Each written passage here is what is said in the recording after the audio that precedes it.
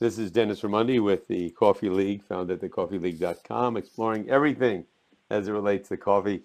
And my guest today is Steve Giacomini, and I have to say, Steve's a friend of mine. He runs a cafe in Fairfield, Iowa, a town where I live part of the year. And when I'm here, I go there every day, at least once. He's a terrific barista, and his cafe has been named Cafe of the Year Coffee Cafe of the Year in Iowa for several years by the Source magazine, and also listed in TripAdvisor as a place in Iowa to go for coffee, a great cafe. And also, I should say, I like to focus on not only coffee, but the culture that surrounds coffee. And his particular cafe, which I'm familiar with, has quite an interesting culture, and also a lot of entertainment takes place there. It's a real central focal point in the town, and the town's of about 12,000 people in southeast Iowa. Steve, thanks for taking the time to come on the show Oh, today. my pleasure. Hey, Steve, you're Thanks originally for. from where? Southern California? I grew up in Southern California, almost right on the beach in Southern California, but at some point moved up to the Bay Area to Berkeley. Do you remember your first kind of feelings about coffee, or when you first got involved and developed an interest in coffee? Well, I consider that my first feelings about coffee were my mother opening the can of U-Ban. I don't know if I don't think that brand exists anymore, but Right. I remember her opening the can, and I thought that's the best smell I've ever smelled. But Right. then the cup of coffee that was produced, it was like, where did that incredible smell go? It all fell apart. And so, and in my mind, no amount of cream or sugar made it really work for me. It was like, this is, it wasn't until, moving on, it wasn't until I actually moved up to Berkeley, the late 70s, early 80s, that I have had my first cappuccino at what we locally knew as the Med. We called the Med. It's the Mediterranean on Telegraph. Place where poets and Kerouac hung out there, and Wow. it's quite a place. It has quite a history, but it just had the vibe. But I remember that first taste. I thought, oh, it was like light bulbs went off. Oh, there it is. There's that smell captured in the cup. And a lot of people in the industry say that, the art of making great coffee is capturing that smell in the cup. And it takes a lot of focus to make that happen. You can't just push a Absolutely. button and Machinery, sourcing, there's a lot of stuff involved. Now, when did you first start to work in coffee? Did you get a job? Well, I mean, I would say from the moment that happened in Berkeley, I was obsessed, and literally, it sounds kind of silly maybe, but literally when I would go, my head would hit the pillow at night, I'd get this feeling of excitement, like the morning's going to come again, and I get to try to make the best cappuccino I've ever made. And so then there was this mystery, like this, why is this one better than another one? Wow. Well, So but, I but was by the just, way, I want to interrupt you for a second. There's probably a lot of people listening into our broadcast here who have those same feelings. These are people that generally that have a real passion for coffee. So tell us about that. So you started thinking, what made one better than the other? What were you discovering?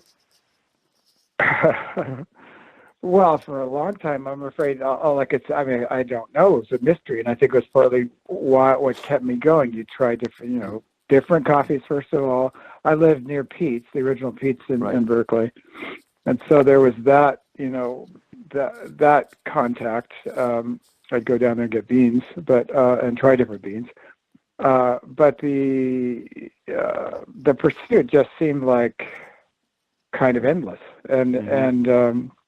But as I, got into serious equipment, then there were some controls you could control. I mean, there were some parameters you could control and start dialing it in.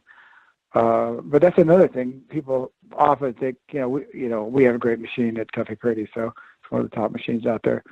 Very expensive. But it's absolutely not the machine. It's the barista. It's the skill Right. of the barista. It's mostly in the skill of the barista. And there's a lot of people that could get into the subtleties of how to bring the most out of it. That's all very exhaustively documented. But for me, I'm kind of a person that whether I'm eating or drinking, I'm sort of all there with it. I'm always like exploring, the subtleties of taste.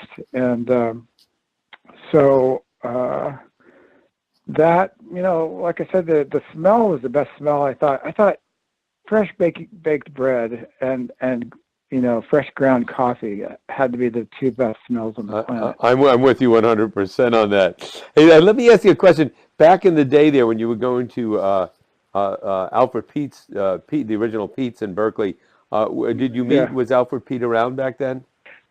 Yeah, he was around.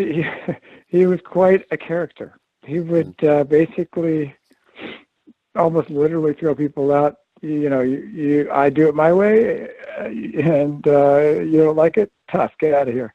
He was quite a guy. I never really knew him. He was, I recently interviewed Sal Bonavita, who studied under Alfred Peet, and then eventually wound up buying Peet's, but became very, very close with Alfred Peet. He mentored under him, and he said he was just an absolute perfectionist. It was never about the money. It was just about getting the perfect cup of coffee and brewing right and being every step of the way had to be perfect, and that was his obsession. Mm-hmm. And like you said, I never met him, but I'm sure he was quite a character, and really promoted one of the first people to really promote specialty coffee in the U.S. So then go ahead. Well, I was going to say he had sort of a knack for. He's very into dark roasts. He felt like coffee should be roasted darker than Americans were used to. And you'd go into that place and look at the array of beans for sale, and most of them were dripping with oil. Like when you roast coffee dark, the oils come out to the surface. Right.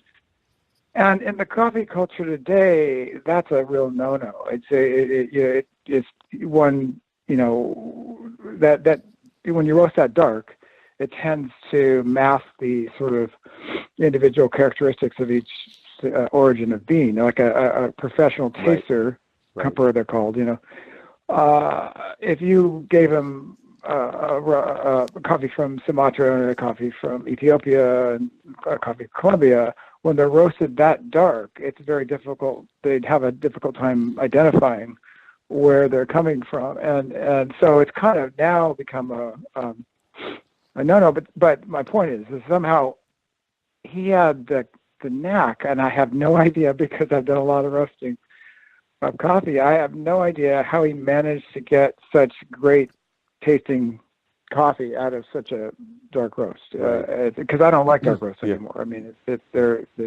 basically a lot of charcoal. You're drinking a lot of. No, I mean, I think that's the movement now is toward lighter roast and all. Although there is great artistry. I think many would agree. Many good baristas would agree amongst people that focus on dark roast, and really both are there. But I think it's sort of like. It's sort of like wine. First there was all these blends, and then people want to know, where is this grape from? Where is that grape from? But a good blend is still good blend also. So there's but the taste in a lighter roast seems to be much more in the bean, and in a darker roast in the roast itself. But he had a special knack, as you say. I've heard. Yeah, he did. There was nobody quite like him, but I think that trend towards lighter. Personally, I think. It was a reaction to Starbucks. I don't know if it's okay to say that, but or at least the American idea of espresso, which was a very dark, very dark bean. A lot of charcoal that you're drinking, and I personally have felt that the reaction was going too far, because to me. I think I was, initially inspired to develop a roast that was more like you would get in Italy. Mm-hmm. It varies in Italy from, north to south. It tends to get darker as you go south. But, when it gets on the too light side, I get, mentally or whatever, I get oh, I can analyze this. Yes, that's so interesting. But I'm looking for the passion. I want to be blown away Right, by the cup, right, and right. I think it tends to get a little sour. It does get a little more Hmm. sour, and when you get that light, and Hmm. so Well, that's not so much my thing. Go ahead. Sorry. I was going to say, tell us about you have a particular blend that you sell the beans wholesale and retail Yeah. or retail anyway. In addition to using that blend for making your drinks at Cafe Paradiso, and it's Yeah. a blend I really like. A matter of fact, no kidding. I bought a bag today because I'm going to be taking a trip to Florida, and I'll go to a lot of cafes because that's what I've been doing these days, my wife and I. But I also will use an AeroPress to make my own coffee at night when I'm traveling because I like to. One of the few people that like to drink coffee late at night, and your Mhm. beans always do the trick, and the aroma that comes out of that bag is just to die for. I mean, it doesn't Yeah. get No, any it's the better than best. that. How did you tell us about that particular blend and how it came about and what you were looking for in I developing it? Well, I think it really goes back to the Berkeley days, Hmm. experimenting with all the different varieties of beans, and honing in on I, what, were my favorites. And that it reminds me that, people ask me often, they think I'm, Mr. Coffee, Mr. Expert Coffee.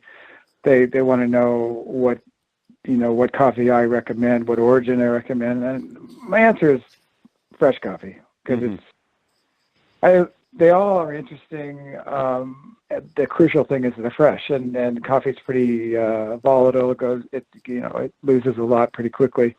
But over the years, I totally honed in on the espresso method of producing coffee. I just felt, I tried everything. I'd been through all kinds of things over the years, experimented, but it to me it seemed like the ultimate way to get the most out of the bean, and a blend seemed like the best thing to do for that method and to develop a blend.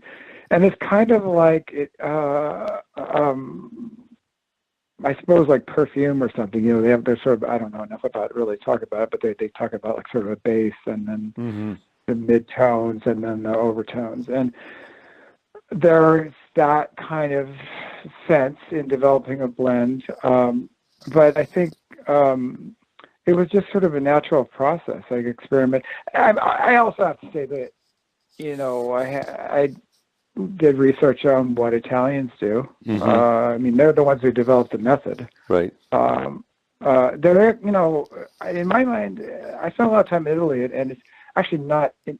There's good coffee every few feet in Italy, but not necessarily great. They take Hmm. it for them. It's just normal. It's Hmm. like kind of like going to the gas station. They don't, and also they are oriented towards a lot of straight espresso drinking, just shots. So their blend is kind of, it's not as intense as what you'd make when you're going to make a milk-based drink like a cappuccino or especially a latte, where you need the roast Hmm. to pierce through all that milk. Hmm. But yeah, just sort of experimenting and because there was really years of just my own private obsession with it. But that wasn't really the only thing. I mean, I was obsessed with like you said, coffee culture. I was obsessed with what it felt like to be in the Med, where Hmm. all this, the revolutionaries are there, the poets are there, Right. Right, and you wonder, performing. this is gonna you wonder why they gather around coffee, Yeah, and why? I've been Why really coffee? trying, yeah, I've been trying to understand that myself, and it's different than a bar where people also might gather, but in a bar, I mean, people are consuming alcohol mostly, and I think they're Yeah, getting a little duller and duller. With coffee, you do get a heightened alertness. Yeah, you do go through periods where you feel really woken up, and I think that plays off of it and creates that culture. And I yeah, think when people come into a cafe, and certainly you've created that in Cafe Paradiso, where people Thank you. are looking to think. And often you'll see interaction amongst people. But let me get back to your blend. How many different beans do you use in your blend? And then I want to get talking about the actual culture that surrounds the coffee. Well, it's uh, it it has become three. It used to be four. Right. I experimented between three and four, but it's three. And do you do you oversee the roasting yourself? Is there certain things you Uh, require I or recommend with the roasting? Yes, I don't. Fortunately, have really good people that are, running the roasting facility at this point. So, day to day, I don't. But they have strict parameters. Hmm. I'm not an expert roaster, really. I mean, I've been doing it for 16 years, but I do the same thing, basically over and over and over again, and then I know what I want. And Hmm. we, at this point, I talked to you about it, are in the process of expanding that, where we'll get into more, um, doing more single origins and things like that. But we've been basically just doing our blend Right. and the decaf over and over and over Right. again. Right. There's been times where we branched out a little bit, but it Right. mostly centers on that. And Steve, I wanted to follow up on something you said about Italy. There's a lot. It's all the Oh yeah, coffee's good, but not necessarily great. Yeah, if in the United States or in Scandinavia, where I've spent a lot of time, if you go from cafe to cafe, and they can have great coffee in each of these cafes, but there might be a real range of experience in terms of what the coffee's like from place to place. yeah. In Italy, do you find that basically every place is doing the same thing and the taste is similar, or is there a real range there as well? Um, I would say they're doing the same, yeah, basically the same thing. And they're like I said before, their blends are oriented. I'm sure you've noticed it. Right. It's very smooth, Right. very sweet. I know how they achieve that. I mean, part of it has to do with adding a different. There's basically two main categories of beans, or Arabica or Arabica and Robusta. And Robusta is very cheap. I don't know if this is that interesting to go into, but No, too. Yeah. they use Robusta is a very inexpensive, boring coffee. Hmm. It's has almost no flavor, but you put that into a blend, and it helps to kind of balance and smooth out the overall um, blend. And because Italians, they're very, they all gather in the morning for their cappuccino or Right. maybe a macchiato. Um, but from then on, most of it is shots Hmm. through the day, and so that's where the blends are targeting. Hmm. But again, they don't. Some of the best. I think we were talking about this. I think some Hmm. of the best cappuccinos or macchiatos I've had in Italy were like at the gas station. I remember Interesting. this one, this one girl in the gas station not too far from the airport. Um, I was there. I happened to be there quite early, and it was packed with Italians. And I just ordered a macchiato, and I thought, wow, that's just amazing. And they all cleared out, and she was coming around, and she was just cranking. Like Uh-huh. they because they only do like they don't have no choices. It's all just they're going to be doing either a shot Right. macchiato or a cappuccino. Mostly, they Hmm. can just crank them out, and super busy. Anyway, she comes around collecting things. I said an Italian to her. That was a fantastic cup of coffee, and she looked just stunned. Like, what are you talking about? It's like no one ever complimented her ever. Oh, Probably wow. she's just doing her job. It's just normal. But there's famous places in Italy for the coffee. Like in Rome, there's Tassadoro and Right. the Stannisacchio near the you know That, Pantheon. Pantheon. Uh, I've been there, and it's interesting what you say about the coffee in Italy and how you got it, like in a gas station, because I've driven my wife and I around Italy a lot, and you'll stop at remember the first time I did it, you stop at an autostrada, to get Yeah. gas, and you go in and you think it's going to be like a 7-Eleven, and it's like a Yeah. five-star restaurant, and you're eating food that you can't And believe. Why yeah. isn't this made in America? Why isn't this everywhere? It was Yeah. unbelievable. And I think the same Yeah. way, the people, Unbelievable. this is just the expectation, and nobody's going to But go in there and yeah. say this is fabulous food other than me or you and some tourist that's in shock that they could find food like that in a gas Yeah. station. But yeah, I think the same thing with coffee. The standards have been set very high. Although I think in Italy they're probably less experimental when it comes to coffee as well. Absolutely. I have run across baristas there that I can only maybe think of maybe 3 times where I ran across somebody who was really into it, and they wanted to talk about it. And but normally, it's not special to them. It's Right, normal to them. They right, expect a certain level, and there's tons of them. So if you're not getting, what you want, you just go next door. So right. they have to keep a certain level of quality. I mean, I'm sort of making this up because I don't know it inside and out, but I think that's got to be the Right, right. situation. It's I, like I, I've I, surveyed I, people over the years. I agree. Hey, Steve, Uh, let's discuss now about the culture that surrounds coffee. And I've yeah. been to cafes in many parts of the world now, and in every town, in every city, in every country, it can vary somewhat. You at Hmm. Paradiso in Fairfield, Iowa, have created quite an interesting atmosphere, and it's a combination. It's the cafe, and there's music there, and there's readings, and it's a real central point for the community. What was your intention when you created the cafe, and how have you seen it evolve? Um, well, I mean that in a way was the most important aspect for me. I was so it meant so much to me the years I spent hanging out. It sounds kind of like silly or whatever, but hanging out at the Med, it was so important to me what the discussions that happened there, Hmm. the feeling of inspiration that came up, and creativity, and this central meeting place for people. And I thought this is like essential to life. Every town needs this place, a Right. place like this where they can connect. And so, and I thought, I know this. I know the feeling. I know what the real deal is.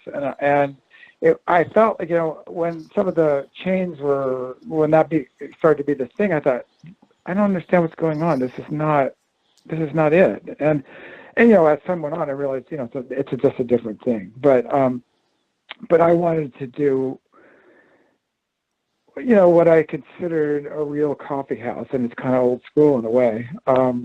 But I think of the Village. I don't Hmm. know. We romanticize the time of Dylan and Miles Davis and all that stuff happening. Hmm.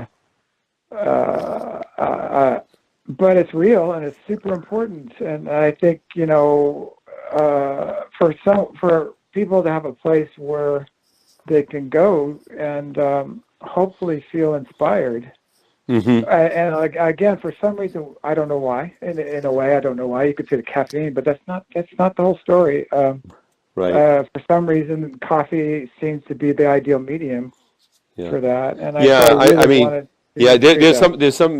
This is what's captured my interest, and this is why I'm way not an expert in this. This is all new to me. I'm learning as much as I can. But this is my fascination with coffee and bringing people on a journey from the farm to the cup and everything in between, and the cafes and the culture. Is there some magic that surrounds coffee? I think there's some spiritual quality, one could argue. Yeah. I can't necessarily articulate it, but if you had a place that just served a beer, or a place that served like a soft drink or whatever, I don't think you could create the same. You might be able to create something wonderful and unique, but there's something really Hmm. magical and different about coffee. And I've seen cafes now in many places in the world, in Scandinavia and other parts of Europe. I've talked to baristas from Vietnam, from Hong Kong, from Japan, from South Africa, from all over the Wow. U.S. And Amazing. and there's really First of all, most of the people like you, Steve, have a deep, deep passion for it. and there's something that they really love about coffee and about everything that surrounds it. And I think Yeah. it's an exploration. I can't explain it.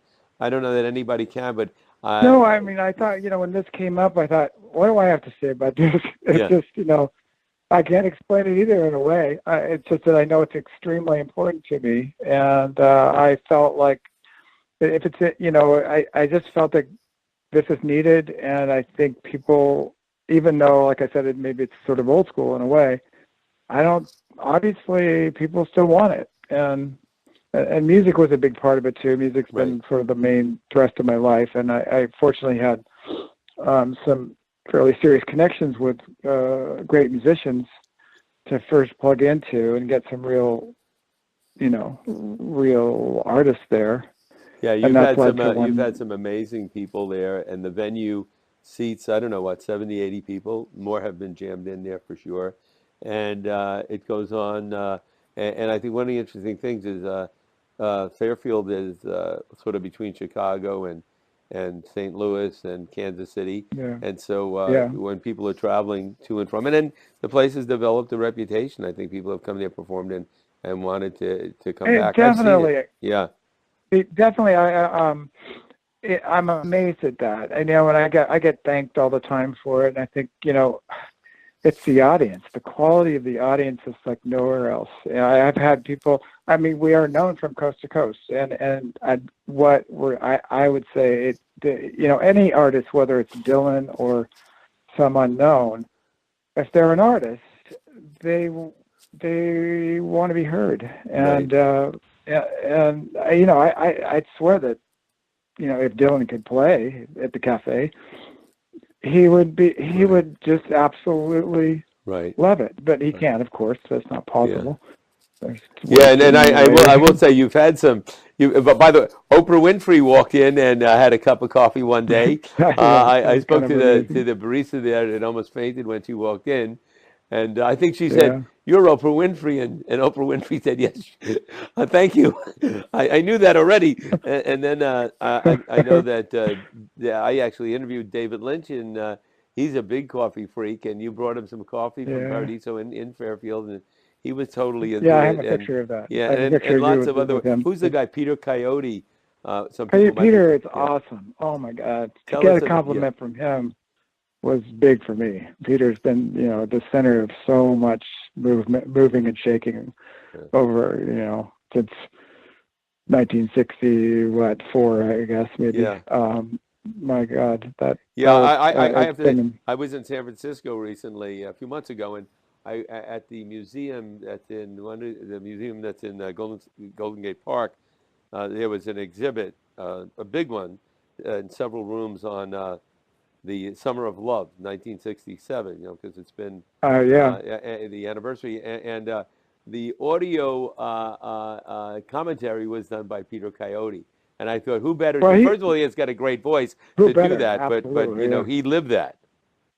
Yeah, I know. He's like, I had him over for dinner one of the times he was here, and when he walked up, this was the first time actually, and when he was walking up the street to my house, we were out on the front porch, and I heard that voice coming up the front block, and Yeah, it gave me chills. It was almost like, a version of Walter Cronkite, like, right, perhaps Walter was the one who, he was father and gave right. us the truth. And then here comes, so many, what's the word, PBS Right, documentaries. right, Peter's the voice, but he also organized was instrumental in organizing those concerts in Golden Gate Park, which were instrumental in causing those explosions of what happened in the Bay Area. And right.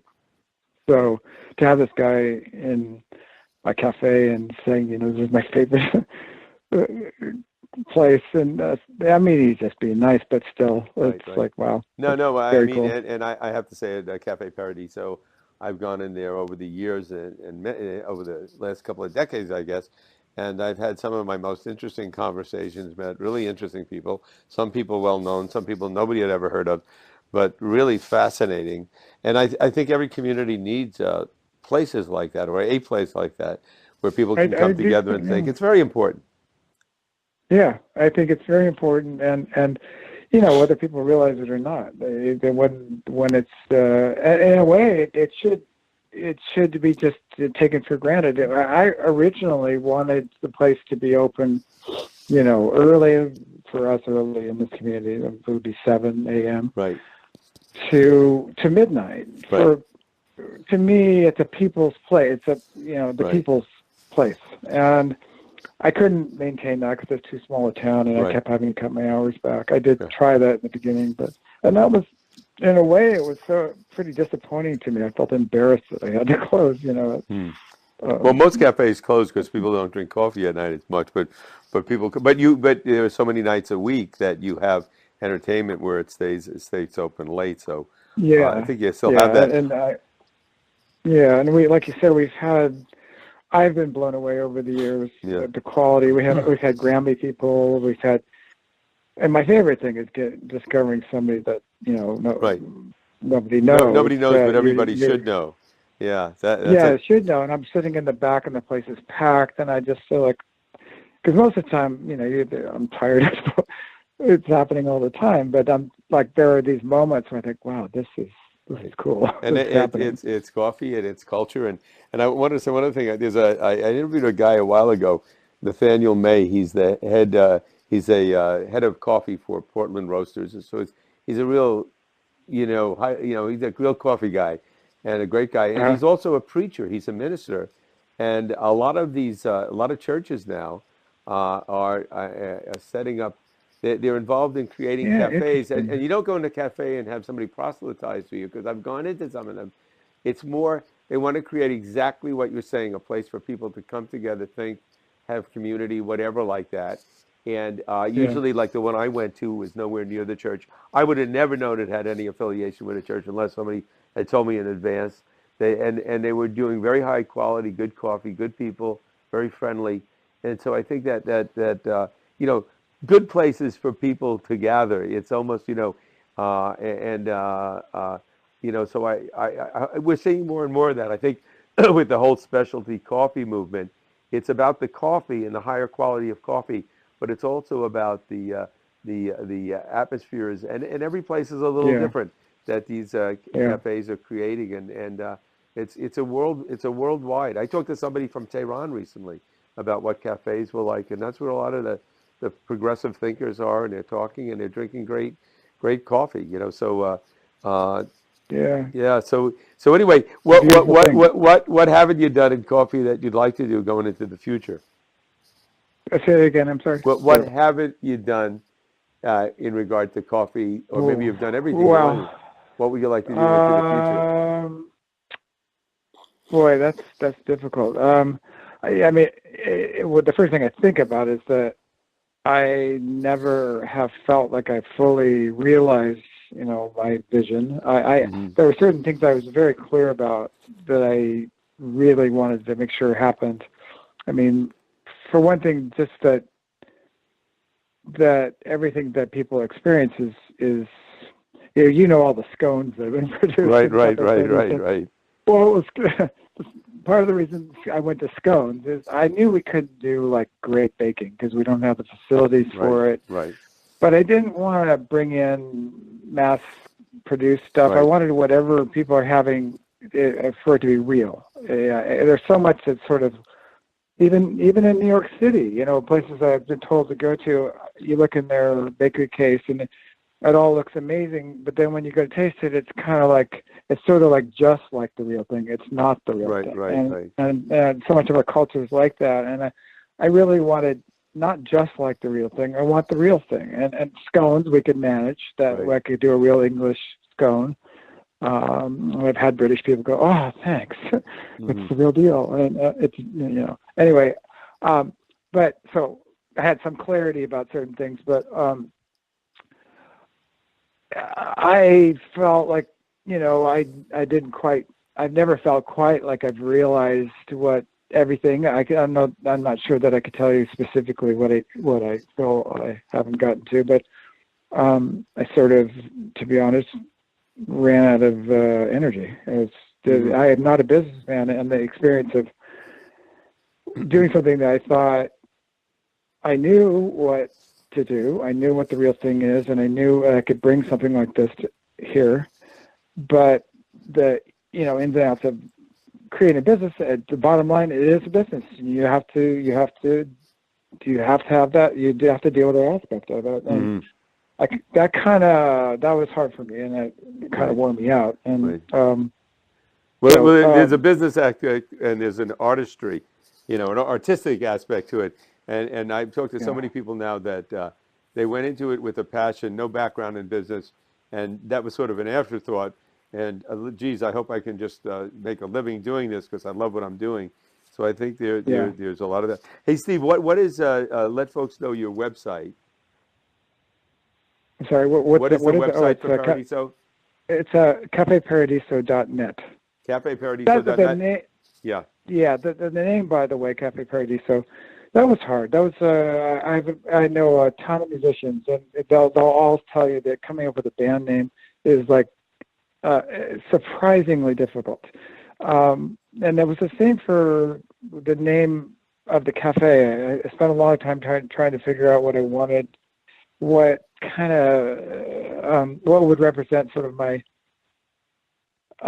spirit and or my vision. And all of a sudden, it was this sort of this quick sequence in my mind, Cinema Paradiso. People ask me, does it come from the movie? No, it doesn't really come from the movie. In fact, at the time, it wasn't. I saw the original version and I didn't really like it. It wasn't until they had the extended version that it blew me away. I thought, wow, this is a totally amazing movie. But it was something, the sound of it, that was right for me. But I guess I'm not sure where I'm going to get at this, but that was important to me. There's a little motto for the cafe that's in Italian that basically says, paradise one little cup at a time. And that for me, it's all about that kind of, I used to not have a clock in the cafe, and people would say, hey, you don't have any clock in here. I don't know, say, yep, that's right, I don't. I'm not getting one. Right. But I want you to just settle down and, because the magic happens in the moments, Right. And so that was the idea. I have a clock now, but I compromised. Yeah, no, it's Il Paradiso una tazzina alla volta. Paradise, one cup at a time. I love that. I didn't know that. And then tell everybody about the big painting that you have on the wall in Paradiso. Oh yeah, my oldest closest friend, who actually is a great artist, and she was a student at Berkeley in the '60s, and I was always jealous, and I was just blown away by her stories of every weekend at the Fillmore or the Avalon. It was it wasn't a question; it was which venue are you going to. Janice was usually at the Avalon, and they were playing, then they were going to go there, blah, blah, blah. I've known her forever, totally, close friends. And so she was in on, what image should we do? If you haven't, been in the cafe, it's pretty overwhelming. You just take one step, and all the artists that come into the cafe, they stop in their tracks, whoa. It's behind the stage, this big mural. I wanted something that was real art, not some crafty thing or whatever. But I wanted it to be something that was, great art, represented great art, but somewhat recognizable, but not cliche. And I guess I'm going into too much detail, but that image comes from. It's based on Michelangelo's. One of the images of the Sistine Chapel. It's on the sort of the perimeter going around the. There are these what they call sibyls that are they sort of represent kind of essences of life, and ours is the Delphic sibyl, which is the spirit that inhabited the Oracle of Delphi. Not the Oracle of Delphi, but the spirit that had a. So she's sitting up there holding a scroll. That's basically reading the future, reading. Cool. Whatever. No, it's great, and again, cafeparadiso.net, and you can buy coffee beans online, and or you can order the coffee beans, and I'm sure you send them anywhere that people are. So it's And try it out. And Steve, this has been great, and I learned a lot, and it's certainly me too. Me too. yeah fun. We'll have to do it again. Yeah. All right. Yeah, that'd be great. This is Thanks for asking me. the Coffee League, found at thecoffeeleague.com. Thank you, Steve. Yes, thanks, Dennis. Talk to you soon.